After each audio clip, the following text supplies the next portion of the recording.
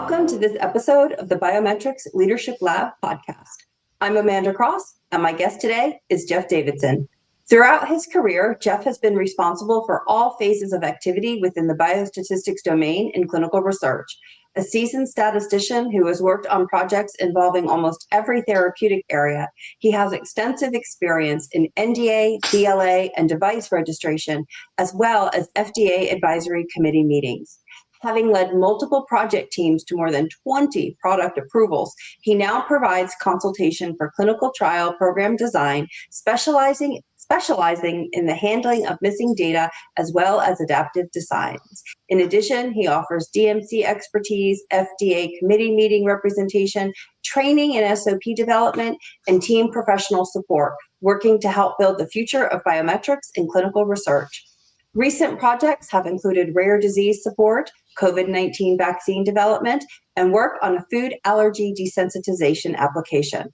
Currently, he serves as a statistician on multiple DMCs and provides protocol and analysis support of a large database compiling data from pain survey instruments. Jeff, thank you so much for joining me today. I'm pleased to be here. So one of the things that's most fascinating to me is you actually started out as a special education teacher before going back to school and getting a PhD in statistics.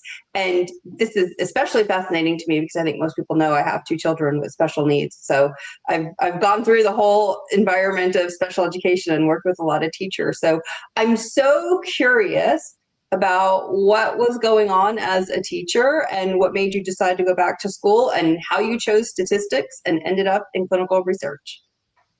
So I spent 14 plus years teaching special education, and my specialty was socially and emotionally disturbed children as well as learning disabled children. I did this in both private schools and also in public schools and loved it. I loved every minute of it. The thrill of being able to walk into a classroom with probably some of the most challenging students and children in terms of teachability was something that I adored. So why did I leave if I was having so much fun? I looked at my career ladder and I said, well, I can remain a teacher for the rest of my career and retire at some point as a teacher. But that doesn't give me growth in terms of where I want to be in terms of perhaps leadership, perhaps other things that would be more wide ranging. So I didn't want to become an administrator. Some of my fellow teachers had become administrators, and I didn't like what had happened to them as a result of that. They had become rather inflexible. They lacked understanding suddenly of what was going on in the classroom. So I looked around to see what else is out there, and I love doing research. And I'll give you a funny story that goes along with my love of research, which connects me to my next career. I had determined that the use of biofeedback would be very useful in the classroom to help children with emotional issues be able to take control of their behavior. So I purchased a biofeedback machine. And what it did was you would apply I guess what would be considered a gel that would create conductivity. And then you would put the device onto the wrist and then attach it to the actual biofeedback machine, which would give you your pulse. And I worked with my students to enable them to gain control of their respiratory rate and their pulse rate using this feedback machine, which helped them to calm down and enabled me to make some, I'll say, advances in how we work with children who have these types of disabilities. So the funny part of this is, in order to get this approved for classroom use, I had to go to the school board and present this device in front of the school board and get them to vote on whether or not I could use it. Well, you can't exactly bring one of your students in to test it. So I brought my wife. And when I applied, and I'm standing in front of the school board, and I've got my wife seated at a desk, and we're setting things up. And I said, and now I'm going to apply the gel and make sure there's a good connection here, and it doesn't hurt at all. And as soon as I put the gel on, my wife went, "Oh," and it was cold. Yeah. Well, immediately they became very concerned that there could be harm done. So the rest of my presentation didn't matter. Yeah. I could have been one of the characters in Charlie Brown's comic strip, listening to the teacher, because all they heard was wah, wah, wah, wah, wah, wah, wah. All they remembered was that my wife reacted to that cold gel. So if you've ever had an ultrasound, you know that gel that they use, it's the same kind of thing. So that was turned down. I couldn't do research in the classroom that I loved. So I looked for other ways to extend my career and do research.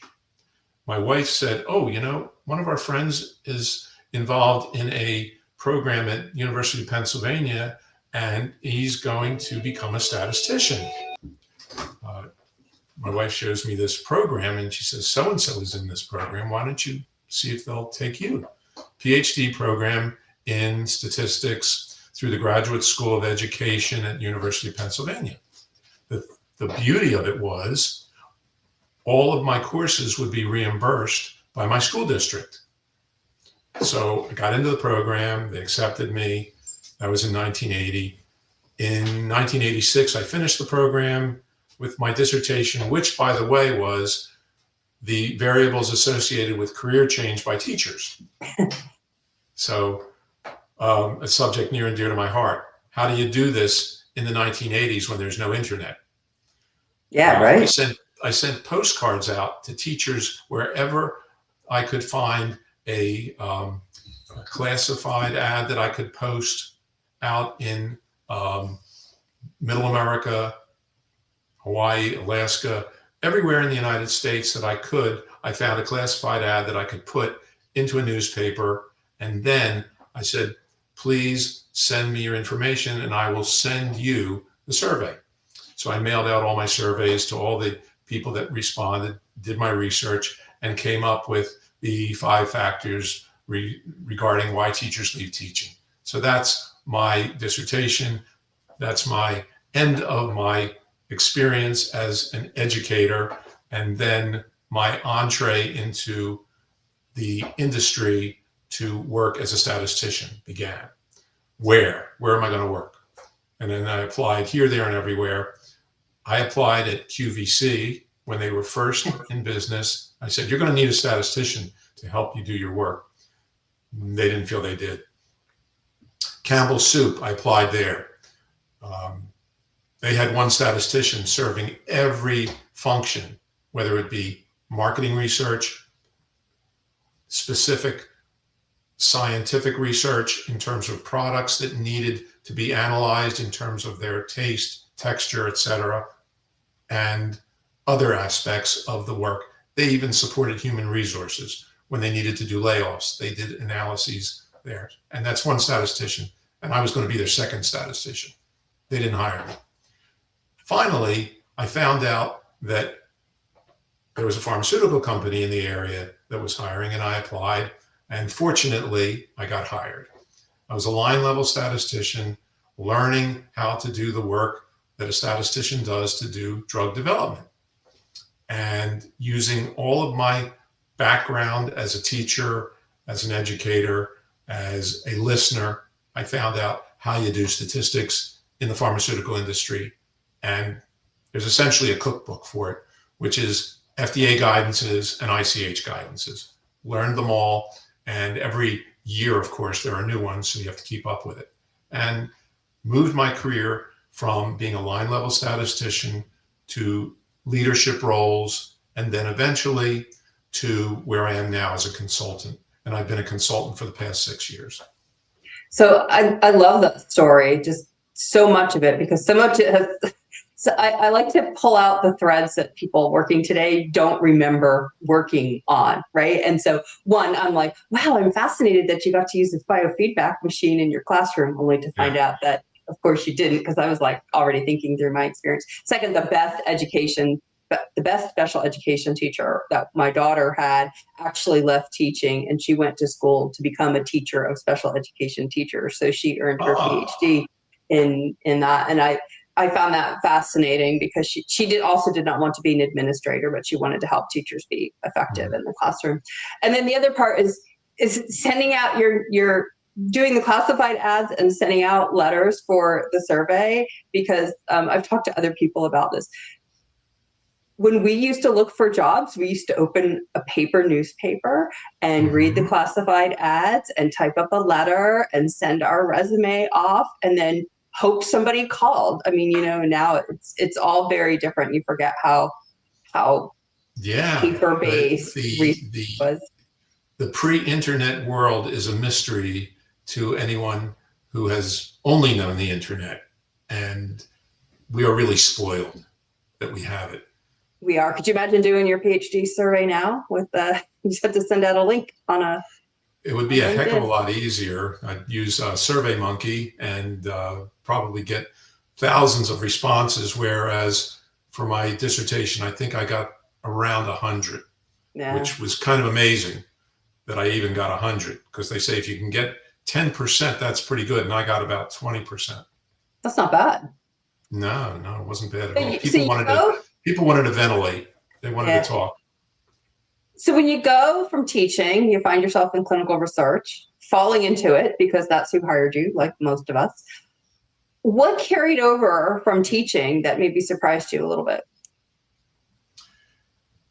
That's a great question. What carried over? I think the thing that I used the most was my communication skills, because when you talk to a lot of statisticians, their communication skills are not really that great.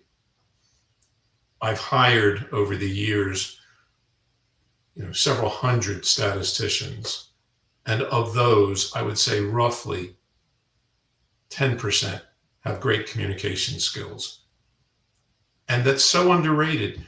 As a statistician, if you can't communicate to others, they're going to look at you cross-eyed, and they're not going to understand or believe or even be compelled to work closely with you. So having those communication skills that I learned in the classroom, how to be in front of a group, how to work with a large group of people in front of you, how to work one-on-one, made me a better statistician and probably enabled me to take on management roles as a result. I would buy that. I think I started working as a statistician in I can say late 80s because I just snuck in while it was still 1980 something. But the language and the skills around communication that you bring really make a difference in how your career develops. Statisticians are in a lot of rooms, and being able to communicate effectively with all the different people that you're sitting with and take technical information and translate it into a non-technical way is a very valuable skill. So you've worked, some of them may come up, some of them may not, but you like many of us have worked at a lot of companies that no longer exist, but you have moved around quite a bit. So when you're going up through the ranks and you're moving through your career, what kind of impacted or pushed and guided your career decisions anytime you were wanting to make a shift? So another interesting story. I was in my first role, and I went into the boss's office, and I said, I've been here a while now. Can you do me some justice here? I've taken on all of the activities of the person who left, who had 10 years experience, and you put that all on my shoulders. So effectively, I'm not really a novice statistician anymore, and I'm contributing and I'm leading and I'm doing all those things that you expected. Can you give me a promotion? And they said, I'm sorry, but our policy is you must be here at least X amount of time in order to get a promotion. Well, I wasn't happy about that, and I didn't want to wait. So I looked elsewhere, and of course, there's, if you're a statistician out there and their recruiters are sitting on the sidelines, they're looking, and it's easy to find something. So I found something almost immediately and took it. And the decision to do that was very difficult for me because I was working on what was a very exciting product. It eventually became approved and is one of the most successful antidepressants in the marketplace, Effexor. And so I left that right after I had gone to the FDA at the end of phase 2, gotten their approval for all the phase 3 studies. I wrote all the statistical analysis sections for all the phase 3 studies. So it was difficult to do that. But I wanted that promotion. I wanted the money, and I was impatient. And when you're young, not that young, because I remember I had a first career, of course. So I took that opportunity. In retrospect, should I have done that? Well, I got to where I am now as a result of it, but the place I went to, it was a disaster. It was a total disaster. The CEO did something that was rather, how shall we put this? Improper in terms of the conduct of a clinical trial, and changed the endpoint and made it so that the study was successful in such a way that it violated the principles of how we do research. That person was tossed from the company along with a number of other people. And I realized I went from a very large pharma to a very small one, and found out that there's a big difference between entrepreneurial and what you call establishment pharma. So it was a bad experience. And then I moved on from there and found another large pharma to go to, in which I found that things were much more comfortable for me. I started up a new department, a medical affairs biometrics department at the next company, built the entire department, added statisticians, programmers, and data management roles, and we supported all the medical affairs activities. So the transition from one to the other, the motivation, et cetera, it's been kind of a rocky road. When people say to me, you've been at this many companies, you couldn't hold a job. Well, there's usually good stories around that when people are hopping. I'm laughing because I left my first job in industry over the same reason, which is I was working hard. I was carrying at the time doing the bulk of the phase 1 support, and I was like, what do I have to do to get promoted? And my boss's answer was, nothing. There's nothing you can do to make it any sooner. This is how we do things. And I opened up my Amstat News journal that was hanging around my desk, and I found a recruiter, and I moved. And I don't regret that at all, because it changed the entire directory of my life. And I brought me into one of my only stints at large pharma. I also find it very interesting around the difference between large company and small company, and you kind of saying where you found you were most comfortable.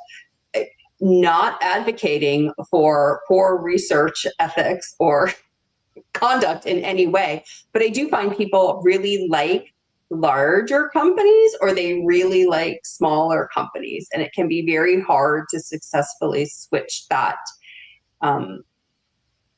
comfort level and knowledge on how to maneuver and navigate the different sizes of companies. Just because in smaller companies, you're probably doing a lot more, you're wearing multiple hats, because I hate those phrases, but the lines are a little bit more blurred. And at large companies, they tend to be very fixed and structured. And Absolutely. it's not to say you can't make a difference, but it's just kind of where people land. And so I find it interesting to talk to people about why they like something and why they prefer that approach. Over the years, I've become very adaptable. And when I've entered a new environment, I do my best to read the room. And if I would give any advice to any statistician going into a new company, read the room. Find out who are the people that are going to most benefit you. Find out who the people are who are kind of just going along doing their thing. Find out where the key influences are and be emboldened to say what's on your mind. Do it professionally, do it respectfully, but always give your opinion and always listen. The one thing I had to learn over a number of years was listening. When you're a teacher, you're always the one giving out the information, right?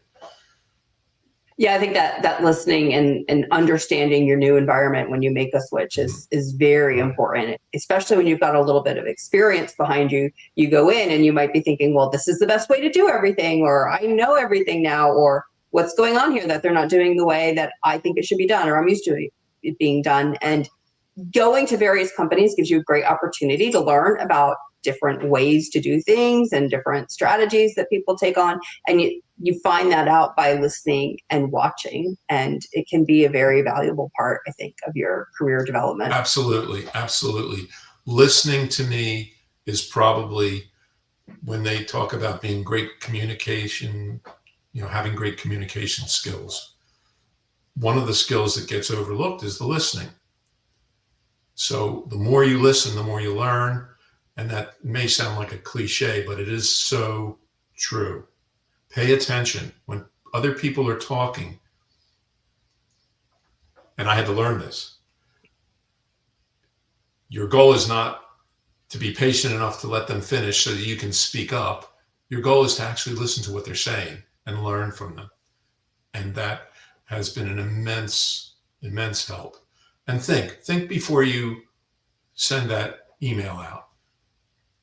And look at it carefully. You are emotional in any way, never hit send on that email. Just pack it away in your draft. And also another great tip of writing emails when you are in a heightened state is don't put anybody's name in the to section so that you don't accidentally send it when you haven't calmed down haven't taken a thought to think through what you're actually trying to say. So learning all these non-technical skills are probably as important as learning your technical skills. So to be a great statistician, you have to understand not just the technical, but you also have to understand the emotional. You have to understand every aspect of that environment into which you're walking. Yeah, I think that's good advice, probably for any role, but I think we're talking about statisticians here, so we'll highlight it there. But let's talk about a little bit more around statisticians and communicating and understanding, because it's easy to think about, I'm a statistician, so as long as I know my statistician things, sorry for the non-technical words, but as long as I'm really good in my methodology or my theory or my application, I don't need to worry about anything else. But that's not necessarily true, because as a statistician, you're talking to a lot of non-statisticians. And so how do you navigate that? And there's actually more to what you bring to the table than just being the expert on the methodology. So if you've led an extremely large number of approvals and submissions, and so you've gone up through a lot of preparing for that and a lot of prep for advisory and submissions. And what would you tell statisticians to work to understand beyond just the methodology they're using, to prove efficacy or safety? Like, what do they really need to appreciate about the entirety of the process? Another great question. The thing that will set a statistician apart from other statisticians is a complete understanding of the medicine. So when I'm beginning on a new project, and this is perhaps an area I've never worked in before. For example, progeria. It's a disease that affects, it's kind of reverse growth. These children age incredibly quickly and don't live very long. I didn't know anything about progeria. And so I had to come up to speed very quickly. I had to learn, what is this disease? What is it that we're treating it with? And talk to as many people, read as many articles, and thank goodness, once again, that there is so much information available at no cost that you can educate yourself completely so that you can speak intelligently to the folks on the medical side, on the clinical side, and that you can make a contribution so that you're not just that person who's saying, okay, tell me what your endpoint is and I'll tell you what you need to do to get to it, or how to analyze it. So learning the medicine is incredibly important. And it's also very rewarding because as I've worked in so many therapeutic areas, I've learned so much about things that I would have never known about. And I continue to do that every day. As a consultant now for the past 6 years, I've worked on probably another, I would say roughly 15 areas that I never even would have thought about in terms of statistics and how we apply them. But my vast range of use of those methods has enabled me to apply a method that was good for one therapeutic area into another therapeutic area where perhaps nobody ever thought about it before. And I can give you one good example of that. I was working on a pain application, and they had been doing their pain studies up until this point a certain way. And then the FDA said, no, we're not going to accept that type of design anymore. It was the active comparator design. We want you to compare yourself against placebo. Well, the rules had suddenly changed. The company didn't know what to do. And they said, well, we can't do a placebo-controlled design. This is pain. You can't give pain. You can't give a placebo to a subject experiencing pain and expect that study to be successful. They're not going to stick around. So I thought, what do I remember about this aspect of a clinical trial? And I had worked in oncology. Well, with oncology, you look at survival and you compare your treatment against perhaps another treatment or placebo to see whether or not there is a difference in survival rate and how long that survival is and progression to disease, etc. And I said, well, we can use that in pain. And people said, what? What do you mean? Well, eventually what we came up with was a design that indicated everybody in the study gets treated with the active drug for a period of time, and they get titrated to the effect where it works. Then we randomize, and we randomized the subjects to active or placebo. And with the placebo group, we're going to give them a little something, not much, like acetaminophen for pain, but not the strong pain product that we were using as our active product. And then we're going to look and see who remains in the study over time. So in effect, instead of looking at the reduction in pain, we're looking at duration of effect over time and who stays in the trial. This became a standard for doing pain trials, the randomized withdrawal design, which if I had not had the experience doing survival analysis in oncology, the pain trial that I helped to design would not have come about, or maybe somebody else would have thought about it. But I was fortunate that having had all that experience in all those therapeutic areas enabled me to make a contribution and come up with a new design that met the regulatory needs. FDA said, yeah, that's a good design, go ahead and do it. And the product got approved, and that has become the standard for pain studies since then. What a great experience, an example to underline that. And in a way, you've kind of answered two questions in one, because I wanted to ask you, like, what separates like somebody giving a good technical example to a really useful statistical recommendation? And I think that story really encapsulates, being able to apply your knowledge and make a suggestion and a recommendation that is really statistically sound, as well as meeting the needs of the patient population. And that's what separates somebody from saying, okay, we'll do a randomized trial, to, well, let's look at an entirely different way and find methods that should work in this type of environment. So that was a lot of fun. It was fun because you're now working with a team to come up with that design. So everybody's making a contribution. And at first, everybody says, no, that's not going to work. And then they start to think about it. And here's where that listening aspect comes in. Because if everybody's listening, then everybody's able to come up with, hey, you know what? That makes sense. Let's give it a try.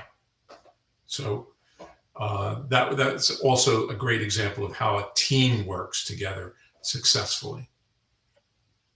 Yes, and it's a great example of the value that having your statistician in the room when you start talking about things really can change the course of how you're designing your study, right? So rather than being wedded to a study design and then bringing the statistician in at the last minute, have them at the table when you're working through things or trying to solve the problem around what FDA or any other regulatory authority is requiring at that point. And you can often navigate it together, and you're going to bring in the methods that will work and are appropriate. And the medical and clinical team are going to bring in the clinical knowledge, but taking the time to understand the problem that you're solving is going to get everybody much further to a valid outcome and a strong protocol. Yeah, I wrote an article a number of years ago, why you need to bring in a statistician in early in drug development. And it's really something that I'm very passionate about, and I push wherever I go and whoever I talk to. Not just because I want the work, but because if you don't bring a statistician in early and you have not asked a statistician to help you with your target product profile, with your clinical development plan, you miss opportunities. And you could potentially be putting a lot of patients at risk that were unnecessarily put in that position. We can find ways to do things perhaps with fewer patients and using different types of designs and coming up with answers earlier so that you can make decisions about how your program later on is going to proceed. So I'm always a proponent of getting the statistician in at the moment you begin to think about what you're going to develop. So I talk to a lot of statisticians, and every single one says that exact same thing. You cannot get them involved early enough. And it's so strange to think that we're sitting here in 2026 and statisticians are still, I'm not going to say struggling, but are still talking about the need to be involved early, which tells me it's still a problem. And by the way, for my medical writing friends, you should bring your medical writer in very early as well. Even when you start noting things, there's a lot of work that goes into today's protocols, and the more you start thinking about that early, the better. But also, they will also then have the knowledge they need to be writing effective documents throughout the course of your your development program? Well, I put it very simply to the medical leader, the key decision maker. I said, all right, we've got our protocol running right now, but you don't have a medical writer. I'm going to suggest you get one now. And here's why. You can write your clinical study report now based upon what you expect to happen. And as I'm writing my analysis plan and I'm putting together the tables, figures, and listings, that person can say, well, I'm going to need an in-text table that's drawn from this table. And you can create that subtable, whatever will go into the text of the report. And essentially, when the database is locked and unblinded, all you have to do then is pop everything into the report that this medical writer has prepared as a mock CSR, and then adjust it accordingly. And guess what? You're not going to spend 4 months preparing your CSR. You're probably only going to spend about 1 month.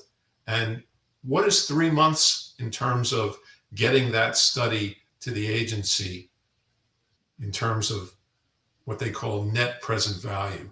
If you can, and they always talk about knocking off a day here, a day there. Well, you can knock off perhaps 3 months by bringing in your medical writer at the beginning and having them take the protocol and starting to write that CSR shell.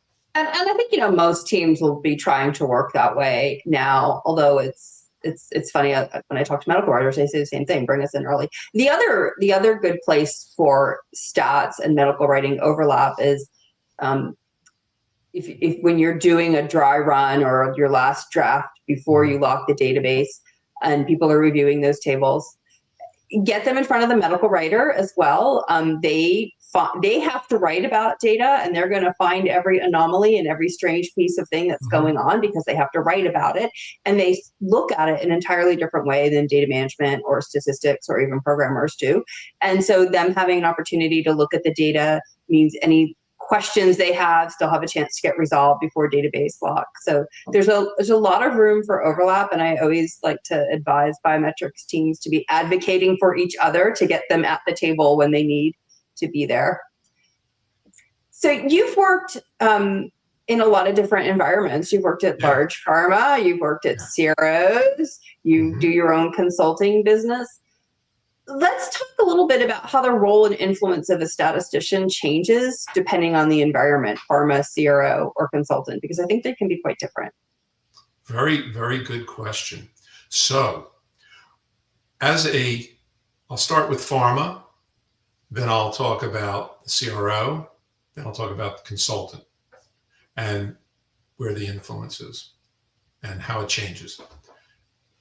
In pharma, typically, your statistician is very key and is depended upon to really drive all of the decision-making as pertains to biometrics, and will oftentimes work with the programmers. They should be working with the programmers and with the data management team to ensure that continuity, and working with the medical team closely, being a key influence, driving the processes and driving the production of the analysis plan, and also the production of the protocol, the statistical section of the protocol. That's very typical. Now, let's move into the CRO world. Oftentimes, when a CRO is hired, I've got to decline a call.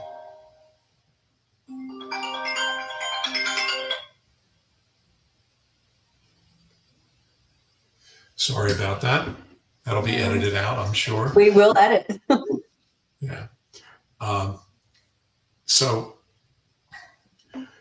the statistician at the CRO essentially is given a work order.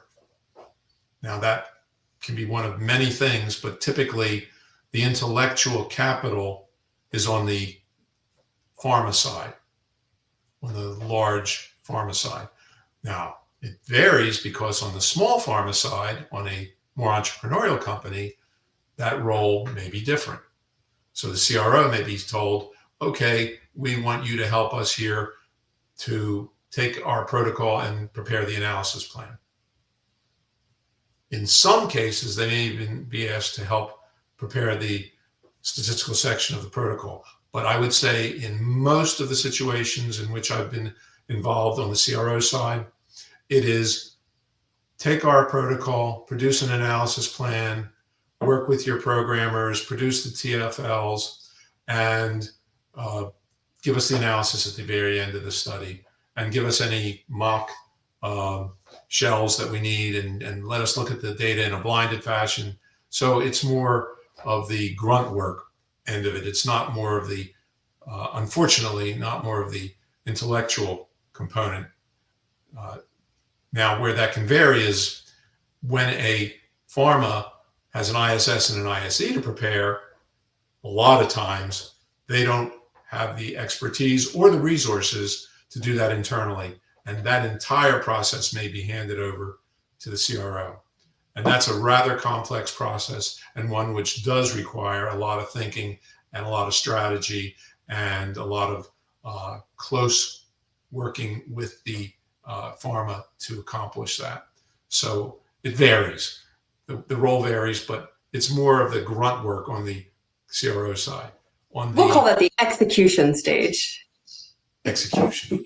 Yeah, it sounds a little better than grunt work, but it is grunt work. The interesting facet of being on the consulting side is that I get to do all of these things, because depending upon what is needed, and I'll give you several examples. Jeff, we need a VP of biometrics. Ours left. Can you help us out? So I'll come in. I will be that person for that pharma, and I will help them as a temporary resource. I will help them keep the projects moving. Whatever they need done, I'll do. And I will help them hire their next VP, which is probably a very smart thing for a pharma to do, to get somebody who has done that work to identify the next person. Recruiters don't like hearing that. But as that resource, I can really make sure that the pharma gets the right fit, gets the right person who can do all of the things that they need done to fill in that role. That's one role that I've served. Another role is, we need an ISS written. Can you jump in and do that? We just had somebody leave and they were going to do that for us. Yep. And I'll jump in, become part of the team, and write the ISS, work with the full team to make sure that it's prepared properly, work with the CRO that's going to do all of the production work to accomplish that as well. And then there are the data monitoring committees activities where, as a consultant, I'm brought in a very limited role as a statistician on a data monitoring committee, sometimes as the chairman as well. So my background in having done so many things and served so many roles, I can work at the top and be that leadership role, or I can work as the line level statistician producing an analysis plan and working on the study level. So it's kind of I guess it's the best of all worlds. I get to do everything. I know. I mean, I like clinical research just for the love of clinical research. I'm fascinated and enjoy every single aspect of it. And I've been fortunate, as you have, like as a statistician, when you're starting out, you're sitting in all the rooms, and so you have the opportunity to learn so much about it, which makes you very valuable at any size company. I like to think particularly small size companies, but I'm a small size person. I'm a small size company person. The other component, I think you're right about the CROs, and if you are, CROs offer great expertise. I'm also a CRO person, so the opportunity to learn a lot about a lot of areas and see a lot of studies executed is very, very valuable. It does miss on some of the early development work, like if you're laying out a clinical development plan or you're designing a protocol. And I think as a statistician at a CRO, it can sometimes be a little bit challenging to get those opportunities to input on protocol development and design because they don't come up a lot, and they go to the people who are used to doing them or who have a lot of experience and tenure and seniority. So it can be a challenge to get to them. The other interesting thing I find is the ISS-ISE work, because it's that level of experience is really very valuable, and it's hard to come by. It really depends on the company that you've worked at and the type of projects that they do and the type of work that you come on. I think that if you've done time in pharma, you probably have a higher chance of having been exposed to it. If you're at a CRO who's in a partnership with a sponsor, you probably have an easier time to come across doing it because you already own the data and they're likely going to give it to you there. And we were talking earlier about the regulations, and one of the things I just find so fascinating is, when we're getting ready to do an ISS, we're all still pulling out that typewritten ClinStat guidance from, what is it, 1970 something. I think it was 1980, something like that. It's type, you can read it. It was done on a typewriter before they had computers. And it's still the guidance. And I find that of all the other guidance that has changed and all the methodologies that have changed, it's fascinating to me that here's this one thing that of everything that has changed, they have never updated the ISS. Yeah. And I think, but there's an art and a science to ISS and ISE development, and getting as much exposure as you can really helps you develop the art of it. And that's around, like, what are you combining and how are you handling all the different dose levels, and how are you going to present those together, and how are you going to analyze across the studies? I think we've talked a lot about communication skills and learning all you can. And you talked earlier about, pharma companies looking for a head of biometrics. And I think when you really look at that on smaller company levels, you think about your biotech or a small to mid-sized company, when they're looking for a head of biometrics, and we're going to say that includes stats and data management and maybe even medical writing, because why not? They always want to start with a statistician, and there's a reason for that, and a lot of that is because I want this person to be very hands-on and doing a lot of the thought work around their development program and protocols. But somebody who's a very good statistician may not be a very good head of all of the data teams. And so it takes some time and skill and experience to develop what you need to be a stronger full biometrics leader than just being a strong statistician. So what do you think beyond communication? What would you say are really the key skills to develop? One of the key skills to develop is identifying talent.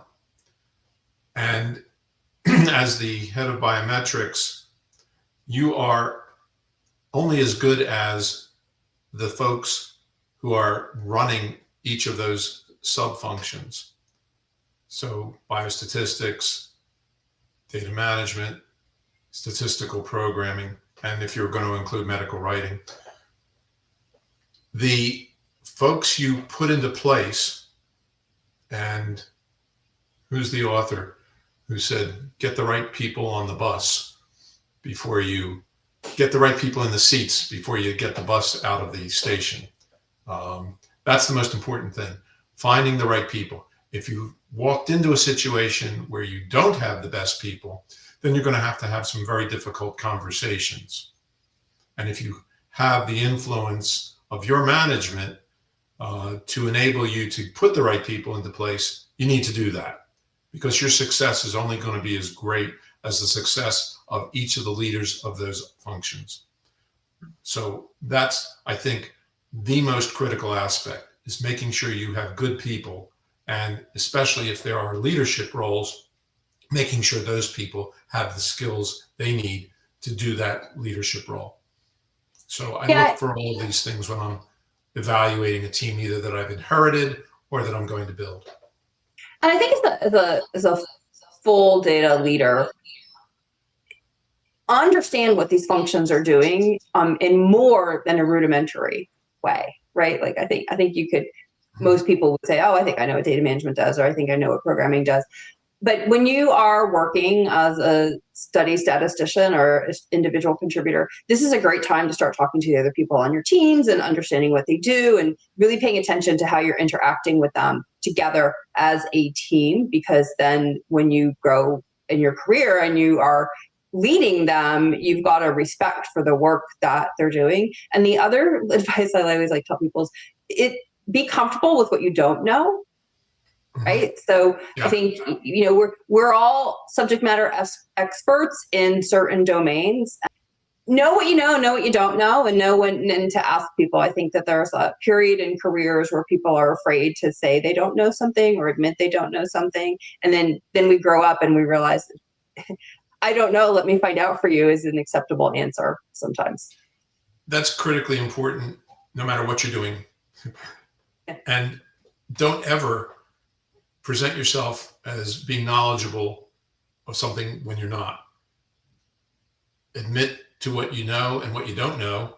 And if possible, invest yourself in learning about the areas that you don't know. If you're working with a data manager and you know that SDTM and ADAM data sets are the only thing that you're going to be preparing, do your best to get an understanding of what those things are and how they operate and what they comprise. ADAM, of course, is under the statistical domain, but still, you need to really invest yourself in learning what those roles do. And that can't be understated.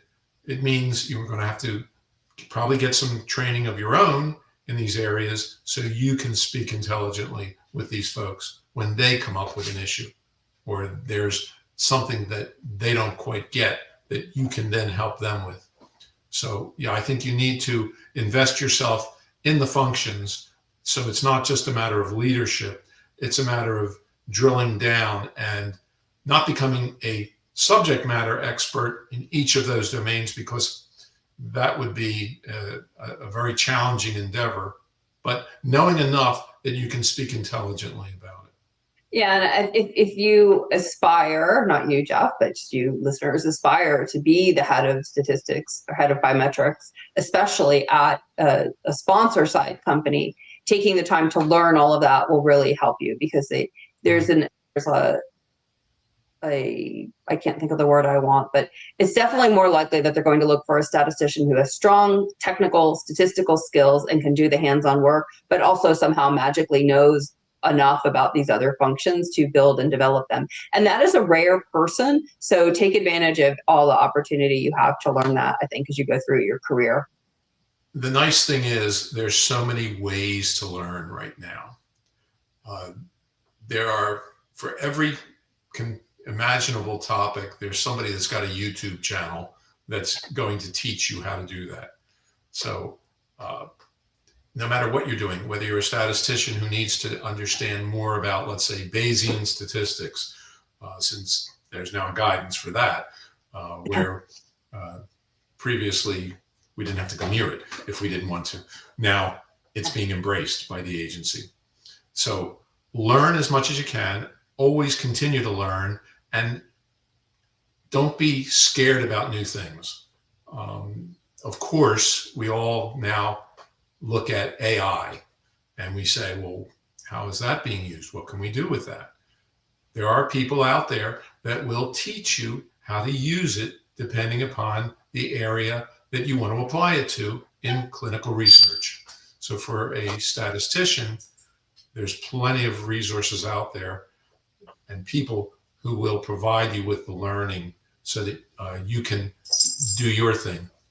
And if I can give a little promo, there's a guy named Glenn Colopy, and if you look him up on LinkedIn, he has his own AI training series. It's all free. He does LinkedIn lessons, and he goes live. And I would suggest any statistician who wants to maintain their currency in the use of artificial intelligence, connect with Glenn Colopy and get involved in the use of the AI tools that are out there. They're becoming more and more the almost a de facto standard for how we go about doing our work. And I will link some of that in the show notes. And we're kind of talking about this a little where we are now, but where we started when it was 1980 something, right? The industry has seen a lot of changes since we started, right? Whether it's methods or regulations, except for ClinStat, and and standards, right? When we started working, there was no such thing as CDIS. No. You produced whatever you wanted and you sent it down to the agency, and they'd end up with a room full of computers, each of which had a CANDA on it, computer-assisted NDA, that they then had to figure out for each sponsor, how do I work with their data to analyze it and look at it the way they looked at it. And now we have standards, yay. Yeah, so what do you think has been the most helpful or interesting new thing that's developed in industry, whether it's a standard or an updated guidance or a methodology? The most interesting thing? Or helpful, yeah. What's been most? That's one I haven't really thought too much about. But I would just say that the way in which the agency now approaches drug development is changing, and you have to pay close attention to everything that's going on at the FDA. They're making advances. They're doing what they can to make drug development more efficient. And I think that all of the changes that have gone on at the FDA over the years have been the main influence over getting drugs approved more quickly. So I think the FDA I'm very appreciative of all the work that they do. And at times they're very frustrating to work with, but they're looking out for the public safety. And that is their number one job. Make sure that what we're doing produces something that is not only effective, but is safe. So I think the agency and how we go about interacting with the agency is probably the most critical thing. Learn everything you can about how to work with the FDA. They're not scary people. They're just like you and me, and they are people that you can approach. So that's the one thing that I would say would be greatly impactful over the years, is learning how the FDA wants things and following their cookbook, because everything you do is based upon an FDA guidance, and doing what you can to make sure that you have a good, solid reputation with the agency. Yeah, and one of the things that I personally appreciate is FDA is being a lot more open and collaborative and, I guess, thoughtful around how they're approaching drug development for rare diseases. Like when my child has a rare disease, and there can be not a lot of them, and is it really ethical to not treat them? And how do you do it when you have to use an N of 1 in some cases? And they become, I think, much more open and aware that how you handle approvals and development for small populations can look very different than how you're handling development. Yes, absolutely. And the progeria example I gave is one that applies here, because essentially when they did the progeria program, they studied every child identifiable in the universe who had progeria.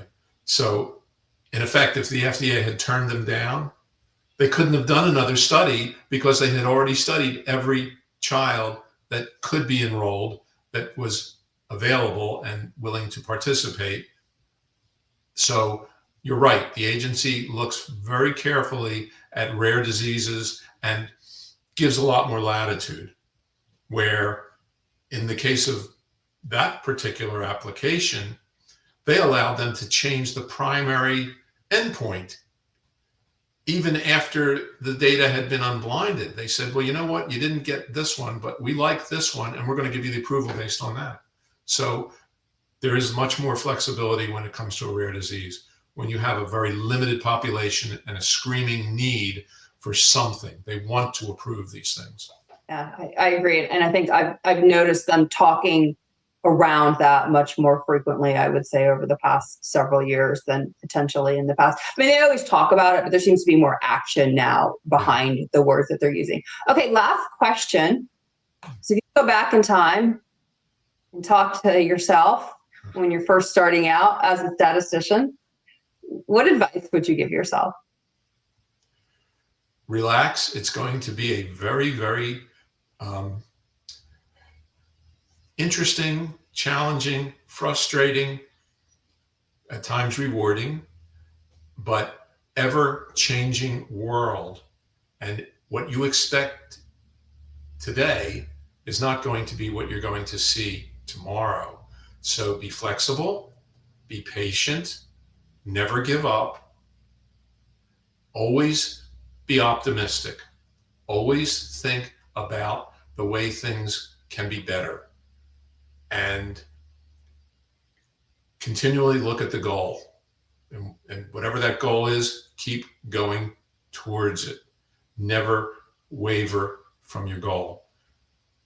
And I would say that to any young person, whether it be me or whomever, just never give up. There's always something around the corner that's going to help you get to that next step. It may not look like it today because something awful just happened, but that awful thing is probably going to lead to something better. And it, in my case, it always did. Well, I can't top that advice, and I think that's excellent. So thank you very much. And I just want to say, what a pleasure it was to speak to you and to hear about all you've seen and experienced and what you've learned along the way throughout your career. So thank you so much for taking the time to speak with me today. Well, thank you for putting your series together.